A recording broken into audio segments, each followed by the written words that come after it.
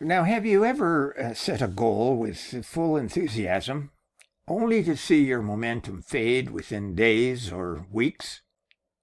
The missing link is rarely motivation. It's consistency and disciplined action. Welcome back to Coaching Talks, folks. I'm Richard Fontanie, and this is where we explore practical leadership skills, strategies, and insights to elevate performance in the workplace and beyond. I'm thrilled that you've joined us today because we're diving into the art of self-discipline and how cultivating consistent habits turns ambitions into tangible results. Now, before we go any further, please take a moment to subscribe to this podcast. You'll receive weekly episodes designed to equip you with leadership strategies, actionable tools, and real-world examples that you can implement immediately.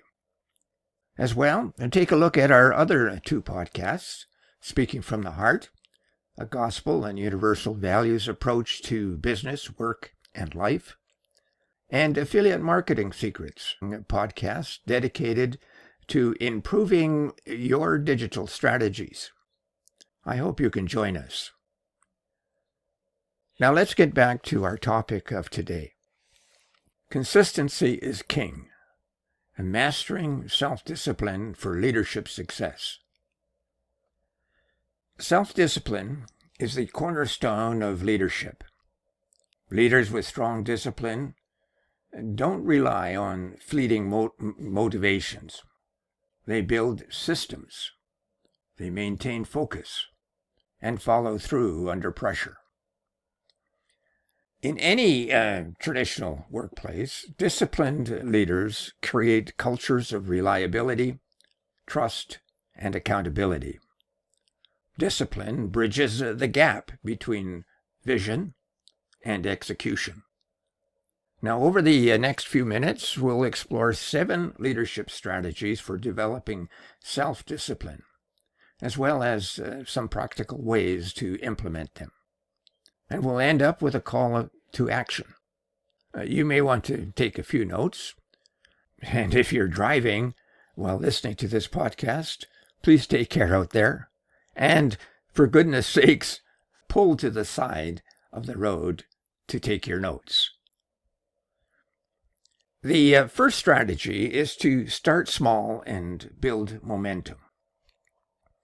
Discipline grows incrementally. So instead of attempting major overhauls, begin with small, consistent actions.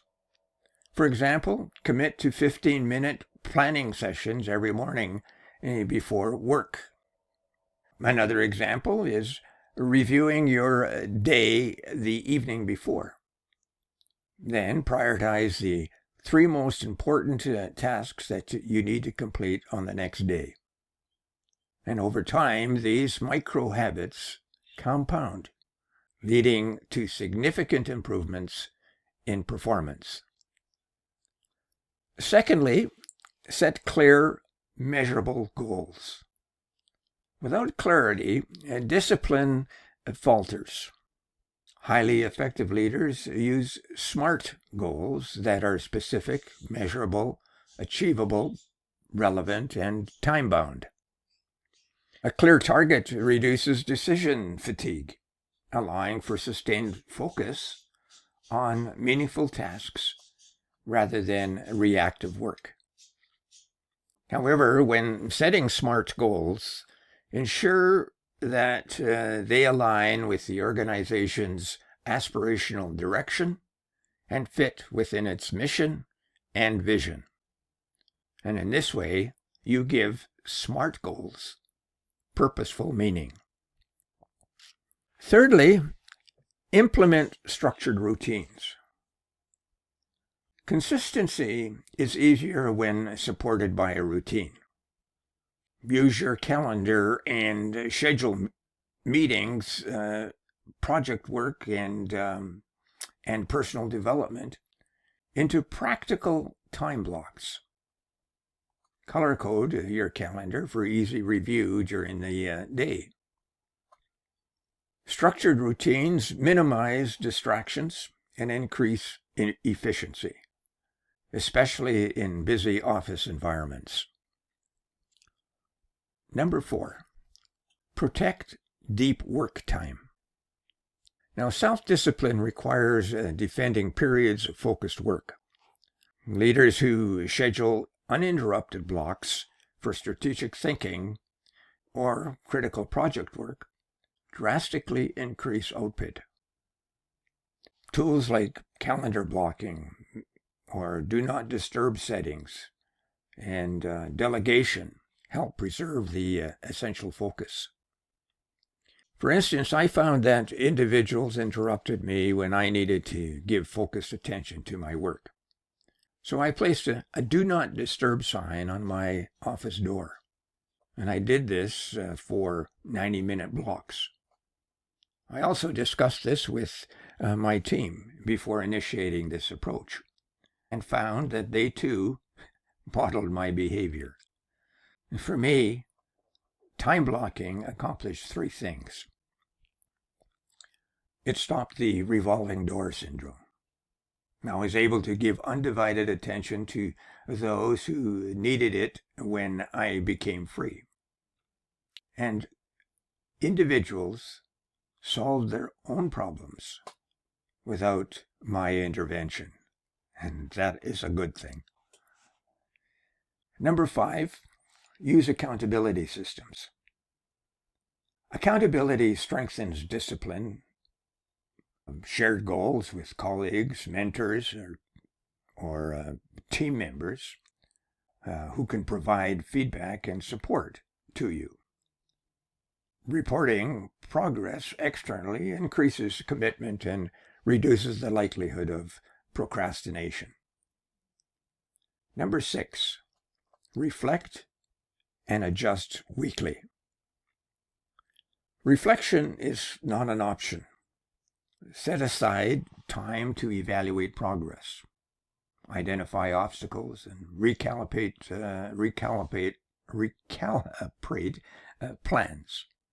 A disciplined leader analyzes what worked and what didn't, and adjusts accordingly.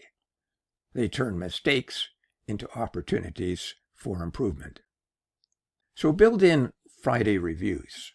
For instance, set aside each Friday to review your week and think horizontally. Look at your tasks for the full week and build in flexibility so that you can handle contingencies and the pressure points that come your way. Number 7, celebrate breakthroughs and reinforce habits. Now, acknowledging progress reinforces positive behaviors. Celebrating milestones, no matter how small, builds psychological momentum. Recognition, whether personal or team-based, strengthens the habit loop and embeds discipline in daily leadership practice. An excellent practice is to ask your team what went well over the past week and reinforce those positive aspects. Another excellent practice is to take your team out for a quick lunch or bring in pizza to celebrate your successes. Now, here are a couple of leadership stories that have enhanced workplaces. A manager overseeing a high-pressure sales team. Initially, targets were missed despite individual talent. By introducing daily 30-minute planning sessions, tracking progress visually, and holding weekly accountability meetings, results improved dramatically, and that was within a 2-month period. The team learned the power of consistent habits over reactive effort. Or think about a director responsible for multiple projects. Instead of juggling tasks reactively, she implemented deep work blocks, focused only on high-priority activities, and delegated low-value tasks. That combination of focus, structure, discipline, and accountability turned an overwhelming workload into something that was quite sustainable. In each case, discipline wasn't about harsh control. It was about consistent application of priorities and habits. Leaders who master self-discipline model reliability, inspire others, and create consistency within their workplace. Now, here are 7 practical tips to cultivate leadership and self-development and self-discipline. Develop morning rituals. Begin the day with intentional focus. Review priorities, set intentions, and eliminate or delegate unnecessary tasks on a daily basis. Number 2, inculcate time audits. By that I mean track your daily activities for 1 week to identify times that are non-essential. And number 3, batch similar tasks. Group tasks to reduce switching from one task to another, and this increases efficiency from anywhere from 20 to 50%. Number 4, limit multitasking. Studies show multitasking decreases productivity in teams by approximately 15%, and that requires a single-minded focus on their tasks. And number 6, leverage technology wisely. Use reminders, calendar apps, and productivity tools to reinforce habits without creating dependency. Number 6, set boundaries. Learn to say no strategically to preserve your focus and your energy. And number 7, practice self-compassion. Discipline is sustained through resilience and not self-punishment. When mistakes happen, recommit rather than quit. Consistency is the multiplier of ambition. Leaders with disciplined focus understand that results emerge not from one-time effort, but from repeated, aligned actions over time. For example, a team with a disciplined follow-up system consistently generates more leads than one relying solely on bursts of energy at one time. Similarly, a professional who dedicates 30 minutes every day to skill development advances faster than someone who periodically invests hours. The principle is simple. Discipline transforms intention into reality, and motivation may spark action temporarily, but discipline sustains it in the long haul. So here's your call to action. This week, I challenge you to pick one leadership habit and commit to practicing it daily. It could be a morning planning, a weekly reflection, or dedicated deep work blocks. Track your progress, hold yourself accountable, and notice how consistency transforms both your results and your confidence. Remember, self-discipline is a skill. And once we cultivate it intentionally, we can start small, stay consistent, and continue the process. And make sure that your goals are achievable so that you can ensure that you are being impactful in your influence with others.